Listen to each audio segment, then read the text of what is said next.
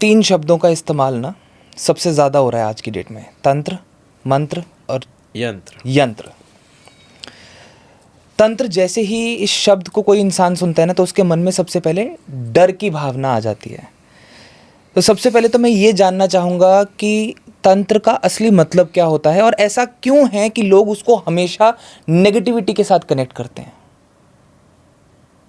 सबसे पहले तो लोगों को समझना ज़रूरी है कि खाली मंत्र, खाली तंत्र या खाली यंत्र, ये तीनों भी एक दूसरे के सिवाय अधूरे हैं। अगर कोई कहता है ना कि मैं मांत्रिक हूँ, तो कोई भी मांत्रिक तंत्र के अलावा, यंत्र के अलावा उस मंत्र का यूज़ सही तरीके से नहीं कर पाएगा। यंत्र, तंत्र और मंत्र, ये जो ट्रायंगल है ना, ये अपने आप में ही एक तांत्रिक क्रिया है। उनको पहले समझना ज़रूरी है। लोगों को पता ही नहीं है ये आया कहाँ से है। राइट। तंत्र आया है भगवान शिव शंकर जी के माँ पार्वती को बताने वाले संवाद से। माँ पार्वती को जो सिखाया गया है भगवती को, वो सिखाते वक्त ही भगवान महादेव जी ने कहा था कि जितनी गुप्त आपकी जनांग है, उससे भी ज़्यादा गुप्त अगर कोई चीज़ आपको रखनी है हे पार्वती, तो वो ये तंत्र है। तंत्र तो खाली सिखाया नहीं था भगवान जी ने, तंत्र के साथ कुछ यंत्र भी सिखाए थे। उन यंत्रों पे बैठ के कुछ मंत्रों का उच्चारण भी तो सिखाया था। ये लिखी हुई बातें हैं, लिखी हुई बातें ही तो लोगों को बतानी पड़ती है।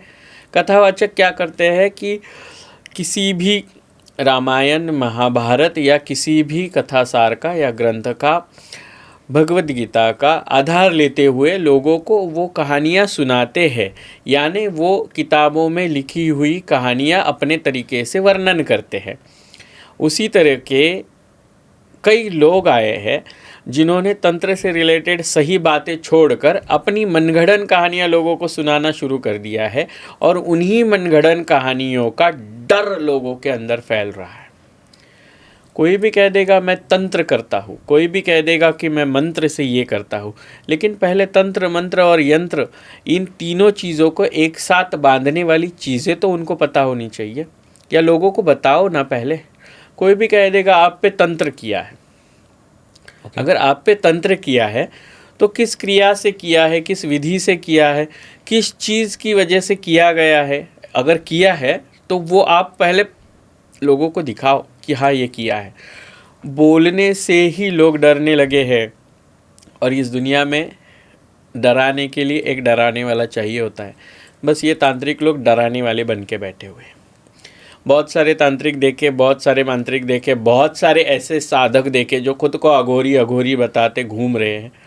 एक अलग तरह का अवडंबर कर लिया है उन्होंने। कोई काले कपड़े पहनता है, कोई बाल खुले छोड़ता है, कोई जटाएं बनाता है, कोई मुंडों की माला पहन के घूमता है। आप सच्चे तांत्रिक से कभी मिलो ना, आपको ऐसा कोई भी अडंबर नहीं दिखाई देगा। उसकी साधना की पॉजिटिविटी उसके साथ घूमती है।